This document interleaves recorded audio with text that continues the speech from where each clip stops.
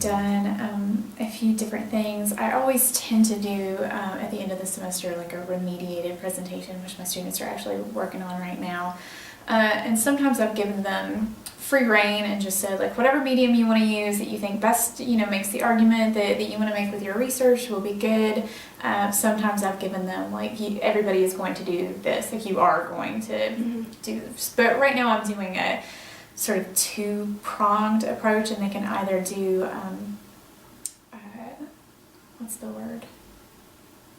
An infographic, right? So it's static with text and the visuals, or they could do a 30 to 60 second video, right? So that's more movement, and they've got to do, they've got to kind of come up with a script or have music behind it, or things like that. So they're pretty different media, so they have to make the choice, right? Like, which one of these do I think is going to best, make the argument that I want to make with the material, the content that I'm working on, which is what they were doing yesterday in class, actually, is trying to make that decision. So that's what I'm going with right now. It sort of scales it down a little bit, right? I don't have to be like know everything about everything putting it together. I can just say, all right, infographic or video, I can do these things, so I can help you do these things.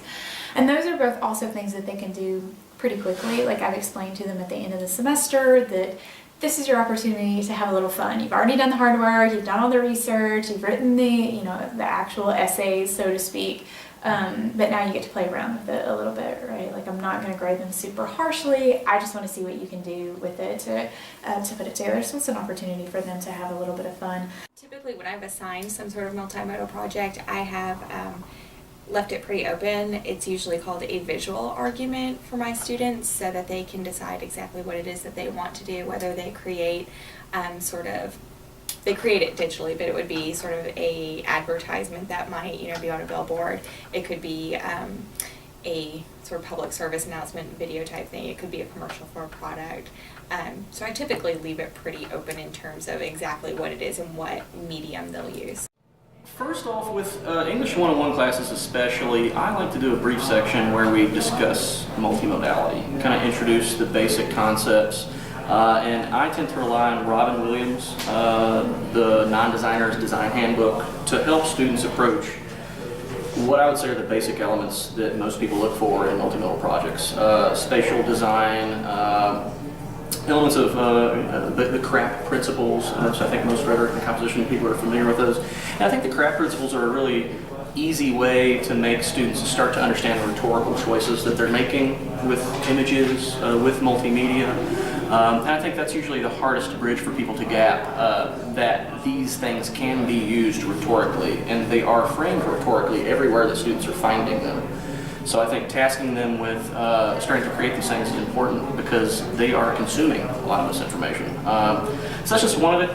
One example, I like to have students bring in things that are popular, that they are looking at on a daily basis, whether that be memes or Vine videos, things like that, to discuss how those things can be used rhetorically, what rhetorical elements exist within them, and what it means for those different products to be housed in different places on the internet, and all that kinds of good stuff.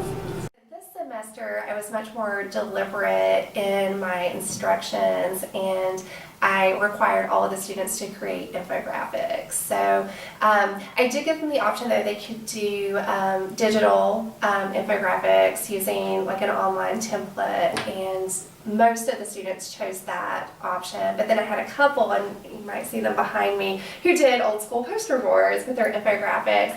And actually a couple of those turned out really, really nicely. So and again, it was tying into to the student learning outcomes, that they were really focused on their audience, which in these cases it culminated in presentations to the class. So they were really thinking about what their classmates needed to know about their research projects, and they had a very specific purpose, because they were really zooming in on a very specific aspect of the argument that they thought they could visually represent effectively. So, and those presentations were really nice. Those took place recently in my composition class this semester, and I think everyone left feeling really good about the work that they had done, and I could tell that some of them were very proud of their infographics.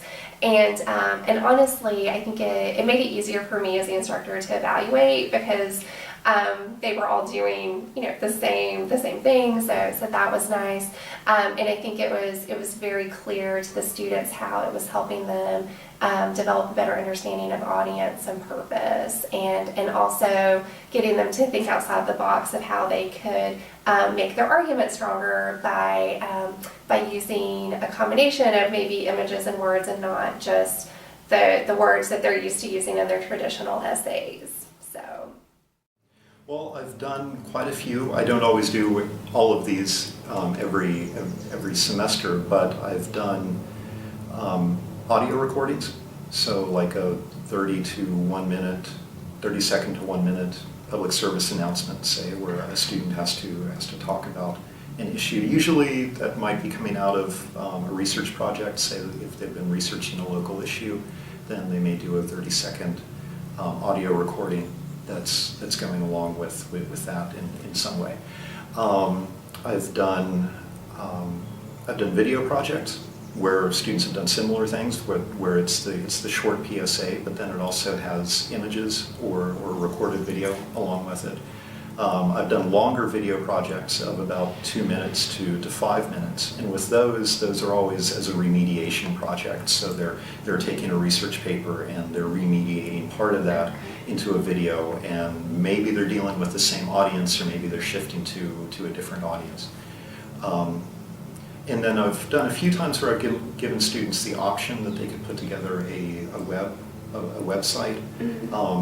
Those have usually been in group projects, and what I've done something like using Google Spaces or something like that, where it's free. They don't have to do they don't really need to do any HTML at all. It's rather that they would be putting together a video project, almost like a group portfolio or something, that they would have related topics, and each person would have a different thing up there.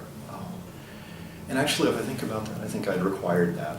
And so students put together some of their writing. They would put extracts of their writing. If they had done a video, they may have also put their video up on there.